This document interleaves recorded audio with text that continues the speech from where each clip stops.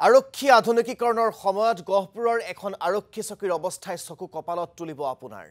ৰাইজৰ সুৰক্ষা আৰু নিৰাপত্তাৰ বাবে নিয়োজিত আৰক্ষীসকলে এটা জৰাজীৰ্ণ আৱাসতে চলাই আহিছে আৰক্ষী চকীখন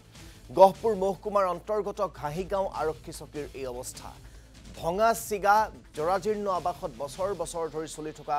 আৰক্ষী চকীখনৰ উন্নয়নৰ দিশ শূন্য আৰক্ষীৰ লোকসকল থাকিবলৈকো ন্যূনতম সুবিধা নথকা আৰক্ষী চকীখনত নাই বিশুদ্ধ খোৱা পানীৰ সুবিধাও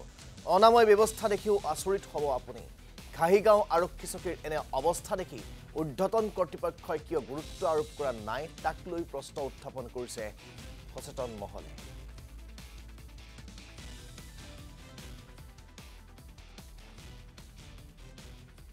ঘাইগাঁও এৰিয়াত এটা আউটপোষ্ট আছে এই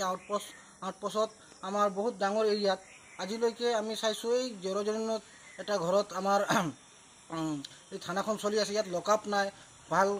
বিশুদ্ধ খোৱা পানীৰ ব্যৱস্থা নাই আমি মানুহ আহিলে বহিব জায়গা নাই আমি আমি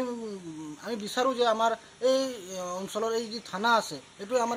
এটাই একমাত্ৰ ভৰসা আশা হয় এইটো আমি বিচাৰোঁ বহুত উন্নত জাতৰ হওক আৰু ভালকৈ এটা পৰিপাটি আমাৰ থানাটো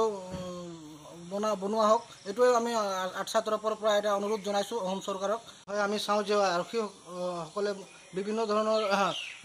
কামৰ পৰা অহাৰ পিছত তেওঁলোকে এটা ভাল পৰিৱেশ নাপায় ইয়াত আজি আমি চাওঁ ইয়াত ভাল লেট্ৰিন নাই বাথৰুম নাই য'ত কিছুমান টাইমত ইয়াত যদি দুখীবিলাকক লৈ অহা হয় তেতিয়া ইয়াত পেচাব কৰিব এটা জেগা নাই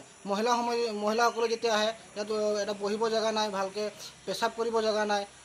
লেট্ৰিন কৰিব জেগা নাই আমি বিচাৰোঁ ইয়াত এটা লেট্ৰিন বা বাথৰুম পেচাবঘৰ হওক তাৰপিছত বাউণ্ডেৰী ৱাল হওক ভালকৈ এটা আন্তঃগাঁথনিকৰ এটা সুবিধা দিয়ক আমি ইমানেই যে